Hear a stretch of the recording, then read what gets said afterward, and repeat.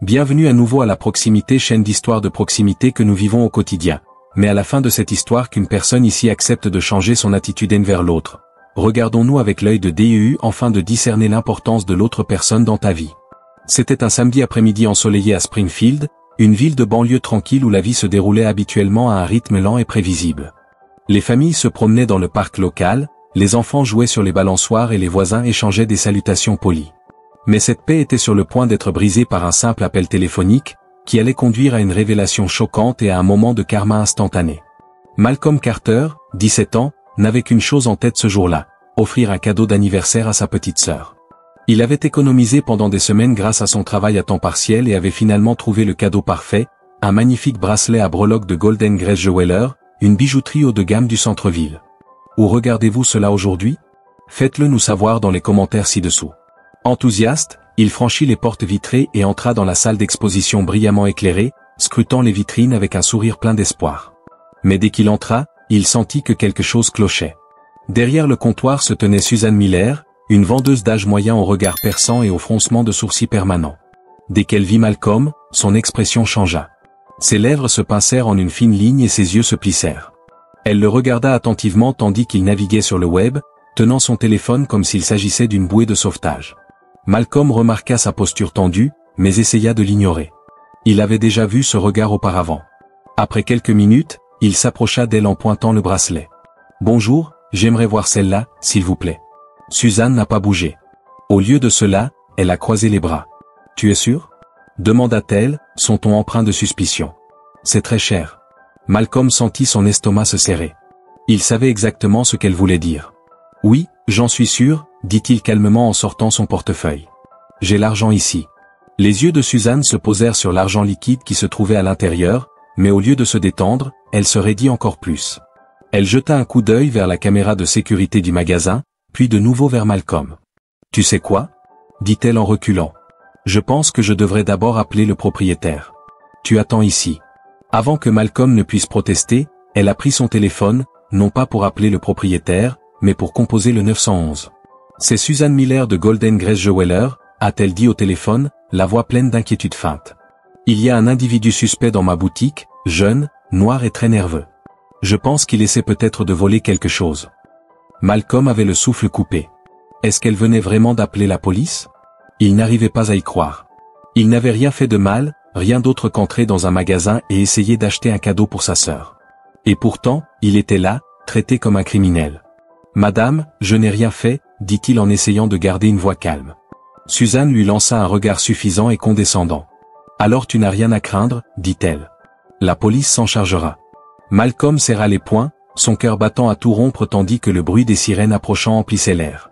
Quelques minutes plus tard, 2 policiers ont fait irruption dans la boutique. « Il est là », a dit Suzanne, pointant Malcolm du doigt comme s'il était un fugitif recherché.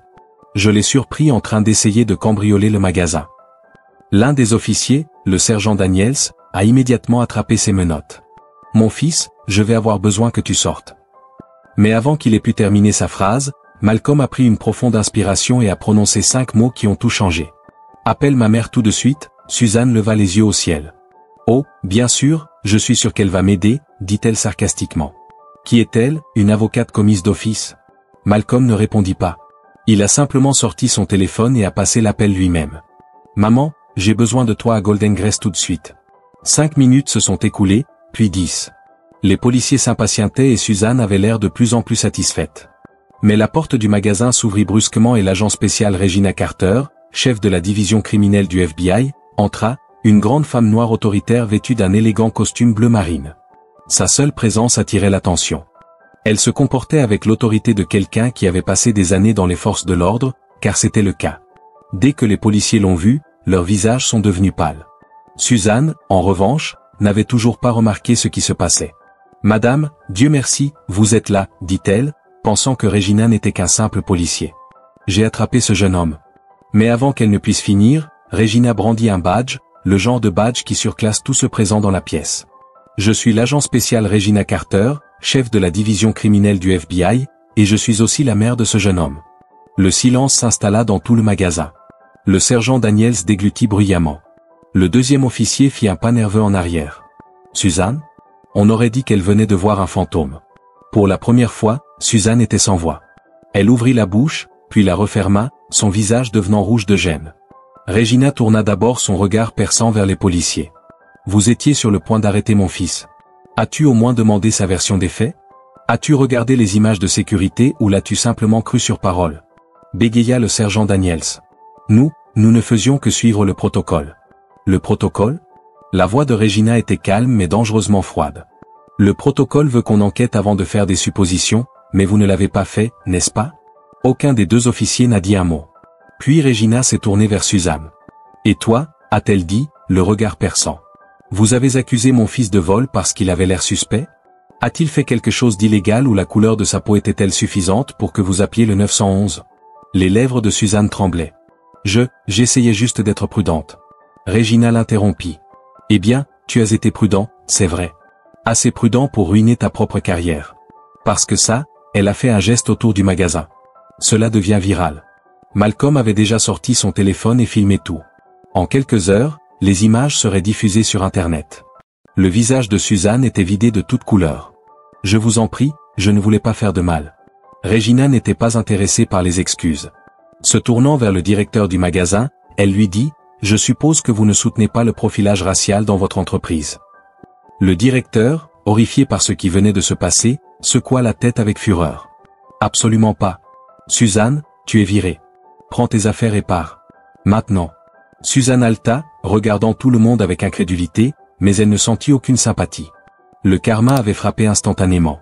Alors qu'elle rassemblait ses affaires et se dirigeait vers la sortie, Malcolm parla enfin, d'une voix calme et ferme. « Tout ce que je voulais, c'était acheter un bracelet, » a-t-il dit. « J'imagine que j'ai eu quelque chose de plus précieux à la place. La justice. » Et c'est ainsi que le garçon qu'elle a essayé d'humilier est sorti la tête haute, tandis qu'elle est sortie en disgrâce. Si vous avez aimé cette histoire, n'oubliez pas d'aimer, de commenter et de vous abonner pour plus de récits inspirants. Ensemble, nous pouvons diffuser des leçons précieuses qui nous rappellent l'importance de l'humilité, du respect et des relations humaines. Merci d'avoir regardé. Bonne journée.